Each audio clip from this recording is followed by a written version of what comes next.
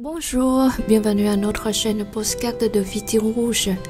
Voici la troisième épisode de la série 5 choses sur la France. Xin chào các bạn đến với kênh podcast của Viti Rouge và tập này là tập thứ 3 của series 5 điều về nước Pháp. C'est une série pour le niveau A2. Đây là một series dành cho trình độ A2 và cùng bắt đầu thôi. Allez-y.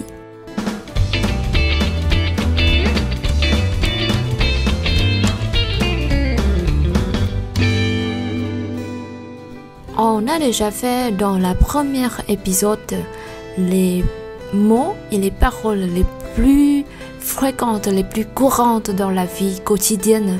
Ensuite, dans la deuxième épisode, quelques types d'aliments ou boissons françaises. Et pour cette fois, je vais vous présenter 5 villes de la France. Tập thứ nhất chúng ta nói về những cái câu nói phổ biến. Tập thứ hai chúng ta nói về các cái loại đồ ăn Pháp hay là đồ uống Pháp. Tập này mình sẽ giới thiệu cho các bạn các thành phố. Alors, je pense que tout le monde connaît Paris et peut-être aussi quelques grandes villes de la France comme Bordeaux, comme Lyon, comme Marseille. Et donc cette fois, je n'ai pas de critères en choisissant des villes. Chắc là ai cũng biết thành phố Paris.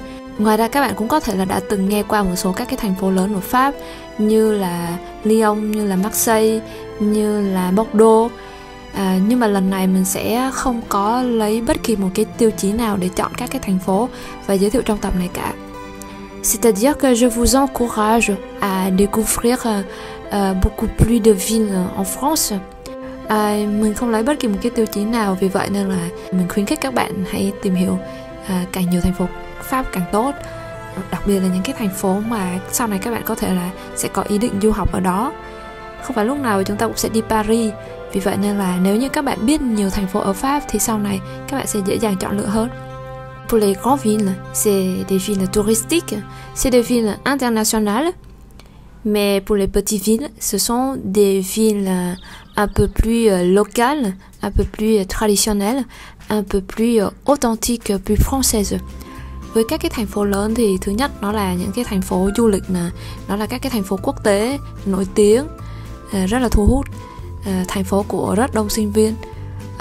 Nhưng mà các cái thành phố nhỏ thì nó có những cái điểm riêng biệt của nó mang tính bản địa nhiều hơn, ít người nước ngoài hơn.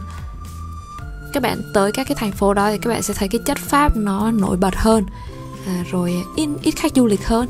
Như vậy thì các bạn sẽ khám phá được rất nhiều thứ mang tính đặc trưng của nước Pháp. Dans cet épisode, je vais vous présenter 5 villes commencées par L, N, R, S, L. Ở đây mình sẽ giới thiệu cho các bạn các thành phố bắt đầu bằng chữ L, chữ N, chữ R, chữ S và chữ L.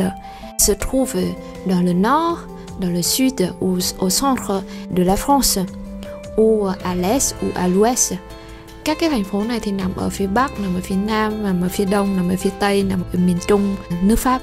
Vậy là các bạn sẽ được đi một vòng nhiều nơi. Et pour chaque ville, je vais vous présenter quelques spécialités gastronomiques ou quelques sites touristiques. Đối với mỗi thành phố thì mình sẽ nói sơ cho các bạn một chút về địa điểm tham quan này, địa điểm du lịch này, hoặc là một số các cái đặc sản. Alors, tout d'abord, Lille. Donc ça s'écrit L-I-L-L-E. On peut dire L-I-L-L-E. Và chữ Lille được viết là L-I-L-L-E. Hoặc là khi mà các bạn nghe đánh vần thì có thể nghe là double L, tức là 2 lần chữ L. L-I-double-L-E. Lille se trouve au nord de la France. Il y a des vieux quartiers et des nouveaux quartiers, il y a des palais, il y a des musées, il y a des parcs.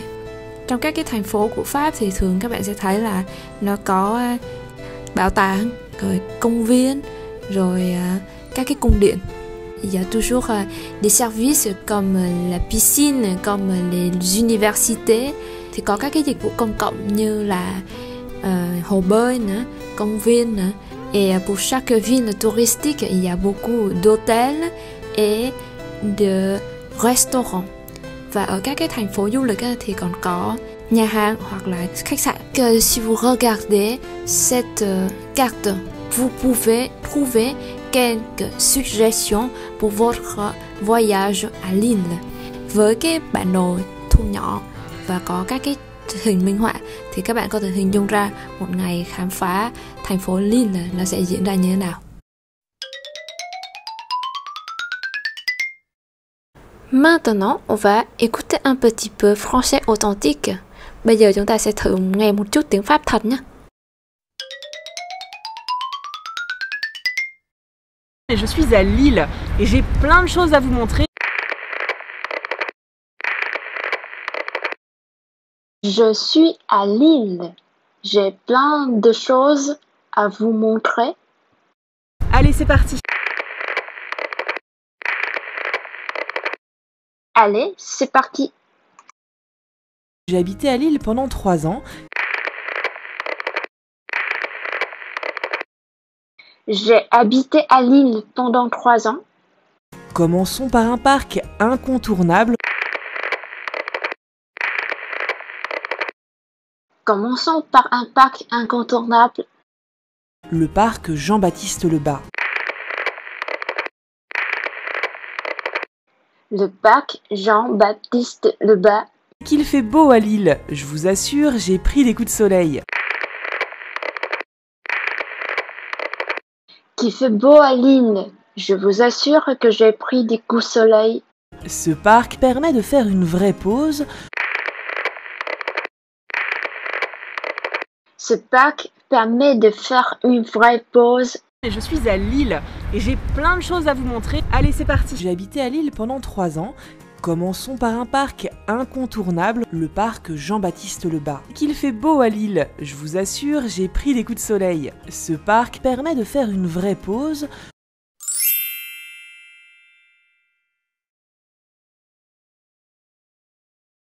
Je suis à Lille et j'ai plein de choses à vous montrer. Allez, c'est parti. J'ai habité à Lille pendant 3 ans.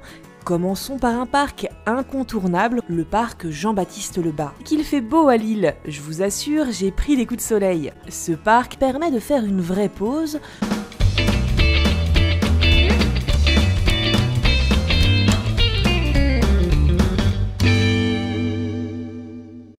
Au nord, il y a aussi une ville très connue, c'est la ville du marché de Noël, c'est la ville Strasbourg. Ở phía Bắc thì có một thành phố cũng rất là nổi tiếng, Strasbourg, đặc biệt là với chợ Noël. Un des plus beaux ou des plus grands marchés de Noël européens. Đó là một trong những cái chợ mà đẹp nhất hay là lớn nhất, chợ Noël ở châu Âu. Et donc la ville qu'on va parler ensuite c'est Strasbourg. Và thành phố mà chúng ta sẽ nói tiếp theo là Strasbourg. À Strasbourg, c'est une ville très très particulière parce qu'il y a une culture partagée entre l'Allemagne et la France.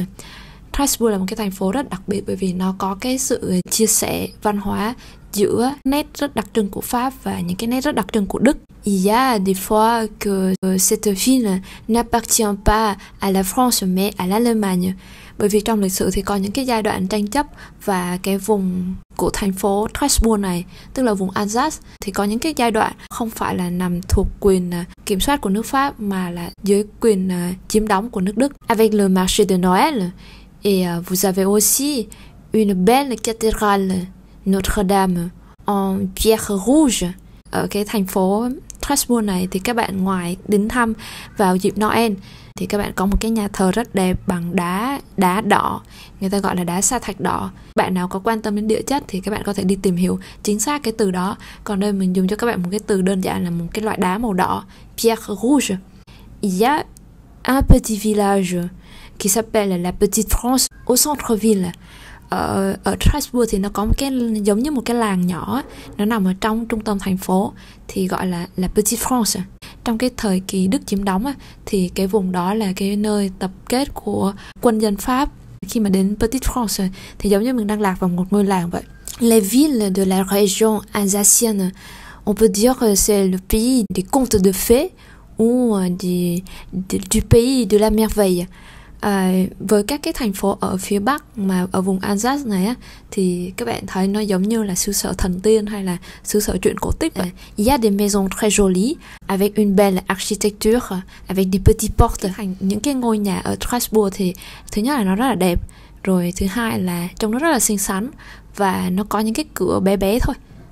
Nên là nó giống như kiểu là nhà của các chú lùn á. Et à Strasbourg, il y a aussi beaucoup de spécialités comme des tartes, comme des biscuits, comme des macarons, comme du vin. Voilà.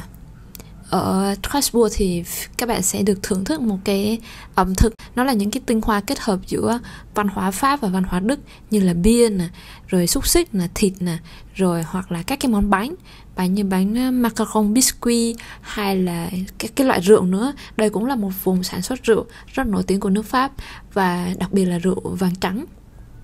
Ensuite, si on passe à l'autre côté de la France, on va visiter la ville Rennes. Nếu bây giờ chúng ta đang ở Strasbourg ha, tức là ở phía đông của nước Pháp, bây giờ chúng ta sẽ ngược sang bờ tây của nước Pháp, thì chúng ta sẽ đến với thành phố Rennes. C'est une ville qui se trouve très près de la mer. Đây là một thành phố gần biển. So với các thành phố khác thì đây là một thành phố gần biển. C'est aussi une ville des étudiants.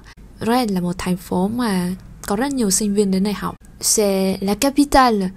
Vous savez que la France est divisée par différentes régions et chaque région autrefois on appelle pays. Ngày xưa nước Pháp trong lịch sử thì nó được chia thành các cái xứ nhỏ. Vua là ở thủ đô, ở kinh đô, rồi ngoài ra thì các cái quý tộc họ sẽ chia những cái thành các cái xứ nhỏ rồi họ cai quản. Ngày sau này thì các bạn sẽ thấy là có một số vùng, những cái thành phố của nước Pháp ấy, nó có thể được gọi là thủ đô của xứ này, thủ đô của xứ kia. Rennes được gọi là thủ đô của người Breton hay là xứ Bretagne. La ville de Rennes se trouve à la frontière de la France et l'Angleterre. Nếu như mà Strasbourg thì nó nằm gần ở cái vùng biên giới của Pháp và Đức, thì Rennes là cái thành phố mà các bạn thấy nó nằm ở trong cái khu vực giáp ranh giữa nước Pháp và nước Anh. Rennes n'est pas une ville du vin. Rennes không giống như là Bordeaux hay không giống như Strasbourg, không phải là cái thủ phủ của cái vùng chuyên về rượu vang. Mais à Rennes, c'est très très connu. En général, c'est la Bretagne. Nhìn chung thì là vùng Bretagne và cách riêng là thành phố Rennes. C'est un endroit qui est très très connu des crêpes. Đây là cái nơi nổi tiếng về bánh kép, bánh xèo Pháp, hay là các bạn gọi là bánh kép hay là crêpes. Il y a deux types de crêpes, crêpes sucrées et crêpes salées. Có hai loại bánh kép là bánh vừa bánh mặn và vừa bánh ngọt. En général, dans les autres régions ou dans les autres villes de la France, normalement, vous allez manger de la crêpe sucrée. Ở các cái thành phố khác của nước Pháp, ở các cái vùng khác thì thường là chúng ta sẽ thấy người ta có bán bánh kép ngọt. C'est la crêpe qui se mange avec de la confiture, du chocolat, du Nutella. Ở các cái vùng khác thì bánh kép thì được ăn với mứt nè, được ăn với mứt sô-cô-la Nutella nè.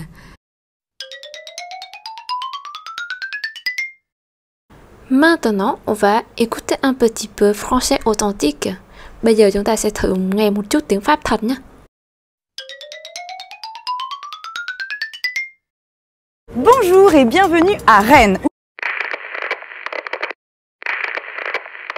Rennes est la capitale de la Bretagne.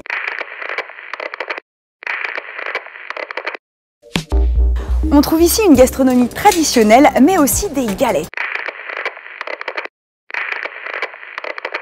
Rennes a son festival gourmand.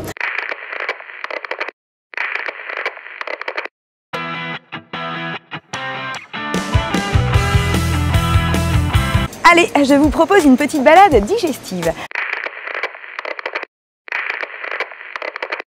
Je vais profiter du charme des rues et des places médiévales. Vous me suivez ? Rennes est la cité bretonne qui compte le plus grand nombre de maisons construites du XVe au XVIIe siècle. Me voici au parc du Tabor. S'étend sur 10 hectares au cœur de la ville.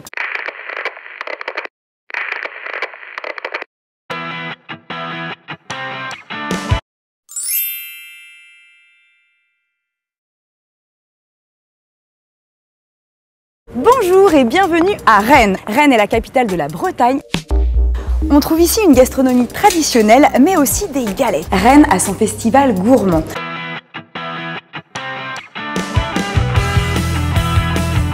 Allez, je vous propose une petite balade digestive. Je vais profiter du charme des rues et des places médiévales. Vous me suivez ? Rennes est la cité bretonne qui compte le plus grand nombre de maisons construites du 15e au 17e siècle. Me voici au parc du Tabor. S'étend sur 10 hectares au cœur de la ville.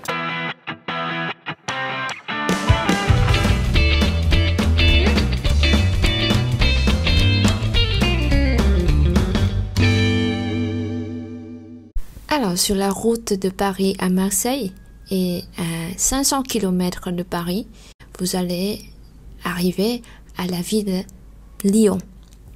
Nếu như mình đi khoảng 500 km trên đường từ Paris đi xuống phía Nam, xuống thành phố Marseille, thì các bạn sẽ dừng chân ở Lyon. Dans l'histoire de la France, on parle des Gaulois et des Francs. Nếu như mà các bạn hay nghe là gà trống Gaulois nè, rồi nếu như các bạn xem phim hoạt hình Asterix và Obelix thì các bạn sẽ nghe về người Gaulois ngày xưa. Trong lịch sử nước Pháp thì các bạn sẽ biết là có hai cái nhóm dân tộc lớn là Gaulois và Franc.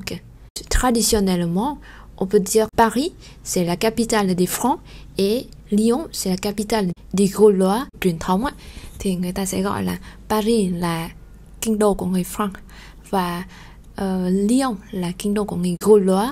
Các bạn sẽ thấy là trong suốt lịch sử thì nước Pháp nó sẽ không phải là một cái khối lục lăng như bây giờ, mà nó được chia nhỏ thành các cái công quốc nhỏ hay là các cái xứ nhỏ khác nhau. À Lyon, vous allez voir il y a beaucoup de traces, des héritages d'une période très ancienne dans l'histoire de la France, de l'Empire romain. Nếu như mà các bạn đến Lyon thì các bạn sẽ thấy nó còn những cái dấu vết, những cái di sản của đế chế La Mã, avec l'architecture, avec l'organisation des activités économiques ou des sites touristiques. Khi các bạn đến Lyon mà các bạn xem những cái địa danh du lịch nè, hay là các bạn xem việc tổ chức các cái hoạt động mà kinh tế, các cái hoạt động ở cả ngày xưa dưới thời La Mã, cái làng sản xuất, hoặc là các bạn thấy là nhìn trên cái tổ chức hành chính, nó là những cái di sản kế thừa từ thời La Mã. Pendant plusieurs années, Lyon est la capitale gastronomique de la France, avec un chef très connu, c'est Monsieur Paul Bocuse. Trong rất nhiều năm thì Lyon được gọi là kinh đô ẩm thực của nước Pháp, với vị đầu bếp mà người ta gọi là Đức Giáo Hoàng trong làng ẩm thực của thế giới, đó là ngài Paul Bocuse.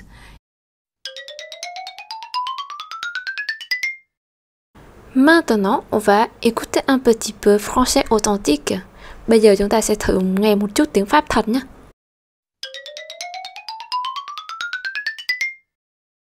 Décrivez-moi ton département ou ta ville en 3 mots.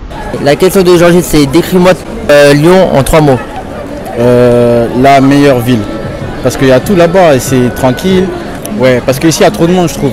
Et les transports, ils sont trop bondés. Ouais, franchement, ici je peux faire que le week-end et après rentrer à Lyon.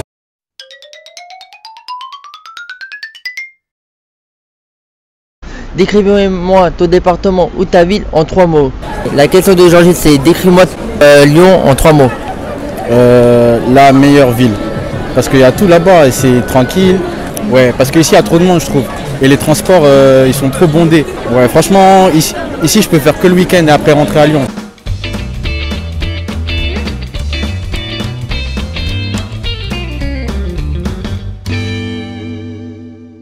Et alors, maintenant, on arrive au sud de la France. Bây giờ chúng ta đi tới miền Nam của nước Pháp. Alors ici, avec plein de soleil, et dans la région de la Côte d'Azur, vùng Côte d'Azur với mặt trời rực rỡ, On arrive à Nice. Bienvenue à Nice. Xin chào mừng các bạn đến với thành phố Nice. Et donc Nice, c'est très près de Marseille ou Toulon ou Montpellier. Nice là một thành phố rất gần với các thành phố như là Marseille, như là Montpellier, như là Toulon. Et aussi d'autres pays comme Monaco. À Nice, chaque année, il y a un grand festival. C'est le deuxième plus grand festival dans le monde après le carnaval au Brésil. Ở Nice thì có một cái carnaval mà nổi tiếng, xét về mức độ nổi tiếng của nó thì chỉ đứng thứ hai sau carnaval ở Brésil thôi. Et donc vous rêvez souvent des champs de lavande, de la mer bleue, du sud de la France et des petites maisons sur les îles. Ví dụ như là mình nghĩ chắc nhiều bạn rất là mơ mộng đến những cái cánh đồng oải hương nè, rồi những cái ngôi nhà nhỏ nhỏ như một cái lâu đài bé bé xinh xinh nằm trên các cái hòn đảo, biển thì xanh ngăn ngắt của cái vùng Địa Trung Hải. Nice nó giống như một cái điểm đến mà từ đó các bạn có thể đi ra các cái điểm khác để đi thăm hết những cái danh lam thắng cảnh nổi tiếng. Il y a des petits villages très jolis, có những cái ngôi làng rất là xinh xắn.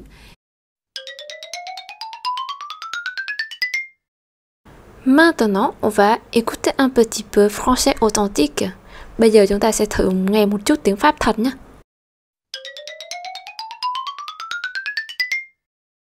Nice est une ville merveilleuse.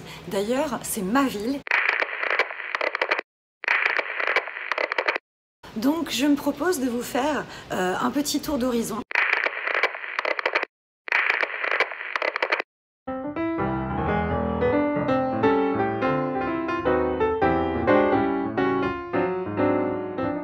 Le luxe, le fric, les grosses bagnoles, les vieux, la salade niçoise. On peut pas résumer la ville à ça. Ah, pourquoi toujours de l'accordéon? Mais enfin, il faut quand même que ça colle un petit peu au paysage.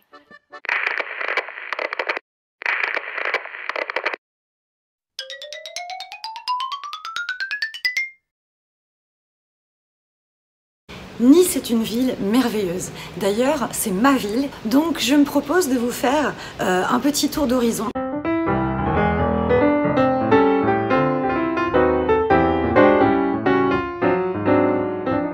Le luxe, le fric, les grosses bagnoles, les vieux, la salade niçoise. On peut pas résumer la ville à ça.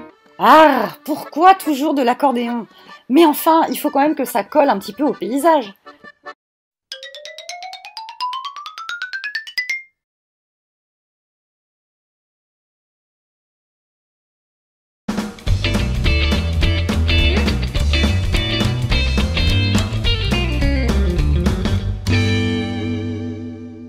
Voilà, on vient de faire un tour de la France avec 5 villes. Et vous pouvez aussi trouver beaucoup de détails dans le 3e numéro d'Allez-y, dans lequel il y a des articles ou des infographies en vietnamien très détaillées de chaque ville que je viens de vous présenter. Các bạn có thể đọc trong cuốn Allez-y số thứ 3. Số thứ 3 là khám phá các cái thành phố của nước Pháp. Thì trong đó các bạn sẽ có những cái bản infographic mà bằng tiếng Việt rất là dễ đọc. Après avoir retenu quelques noms de villes de la France, ensuite vous allez voir dans les dialogues, dans les exercices d'écoute au thème de voyage. Nếu như mà trước khi nghe các cái bài nghe, mà đặc biệt là các cái bài nghe liên quan đến các cái chủ đề như du lịch nè, di chuyển, vận chuyển nè, chọn các cái thành phố để học nữa, mà nếu như các bạn đã biết qua một số các cái thông tin cơ bản thôi, thì như vậy thì các cái bài nghe nói về các cái chủ đề đó mình dễ định hình các cái thông tin hơn. Je cite un exemple avec l'annonce à la gare SNCF. Mình lấy ví dụ cho các bạn là một cái bản thông báo ở nhà ga, chuyến số bao nhiêu, xuất phát từ đâu, đi đến đâu. Le TGV 1200 départ Paris à destination de Rennes va partir à 15h30 voie S. Các bạn nghe lại một lần nữa. Le TGV 1200 départ Paris à destination de Rennes va partir à 15h30 voie S. Như vậy đôi khi từ A1 các bạn cũng có thể nghe những cái bài nghe dạng như vậy, nhưng mà có thể là các bạn chưa nắm bắt được chính xác các cái thông tin. Nhưng mà sang A2 thì nó là những cái phần mà khởi đầu đầu tiên các bạn có thể ghi nhận được trong một bài nghe nói về thông tin giao thông di chuyển chẳng hạn. Il y a aussi des émissions de météo dans les types d'exercices d'écoute pour le niveau A2. Các bạn còn thấy những cái bài mà rất phổ biến nói về thời tiết. Donc, par exemple, à Marseille, il y a du vent, à Strasbourg, il y a du soleil, à Toulouse, il y a de la neige, à Rennes, il y a de l'orage, à Paris, il fait 34 degrés. Ở thành phố này thì có nắng, ở thành phố khác thì có mưa, rồi ở thành phố kia thì có bão, ở thành phố này thì 34 độ C. Như vậy đó cũng là một cái dạng mô típ, những cái bài nghe mà các bạn rất hay nghe ở trình độ A2. Có những bài thì người ta chỉ mang tính lồng ghép, sau đó rồi sẽ kể chi tiết về những cái kế hoạch thực hiện sau đó, lịch làm việc, lịch hẹn gì đó chẳng hạn. Hay là nếu mà trời mưa thì chúng ta không đi bơi được thì chúng ta phải chọn một cái hoạt động khác. Còn một số các cái bài nghe khác mà khó hơn cho cái ngưỡng A2, ví dụ như là nói về comparaison au niveau de vie ou du logement ou des activités dans le choix des destinations touristiques. Ngoài ra thì ví dụ như ở ngưỡng A2 hoặc là thậm chí kéo lên B1 một chút thì các bạn có những cái bài nghe liên quan đến việc là chọn những cái địa điểm du lịch nữa, hay là những cái đoạn so sánh đơn giản ngắn về mức sống. Thành phố nào thì giàu hơn, thành phố nào thì đắt đỏ hơn, thành phố nào thì nóng hơn, etc. Vân vân và vân vân. Voilà, on vient de finir 5 choses de la France. Troisième épisode. Chúng ta vừa mới kết thúc xong tập thứ 3 của series 5 điều về nước Pháp. Et je viens de vous présenter 5 villes de la France. Mình vừa giới thiệu cho các bạn 5 thành phố của nước Pháp: Lille, Strasbourg, Rennes, Lyon et Nice.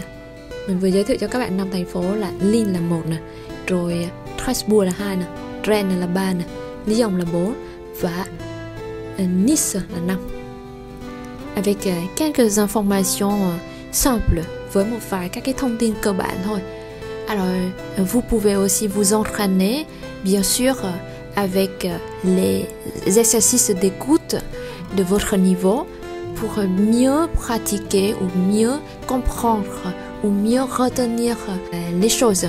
Đối với các cái tập trong series này thì mình có lưu ý trong phần mô tả của mỗi tập. Những cái bài giới thiệu này chỉ là những cái phần mà giới thiệu khái quát để giúp cho các bạn dễ tiếp cận hơn với các cái dạng bài tập nghe ở cái trình độ A2.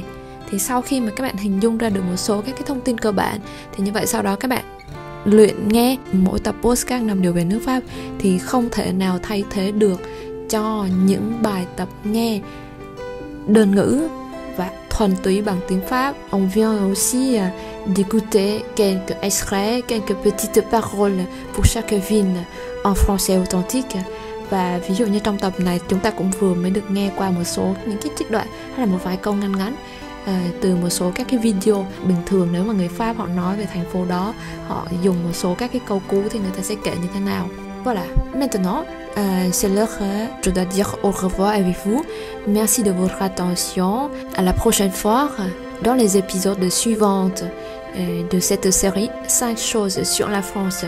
N'oubliez pas de vous abonner sur notre chaîne podcast. Và các bạn đừng quên là nhấn subscribe, đăng ký kênh để có thể theo dõi các cái tập mới nhất của series 5 điều về nước Pháp. Và đến đây thì mình xin nói lời chào tạm biệt. Cảm ơn các bạn đã theo dõi tập này. Hẹn gặp lại các bạn trong các tập tiếp theo trên kênh Vitin Rouge.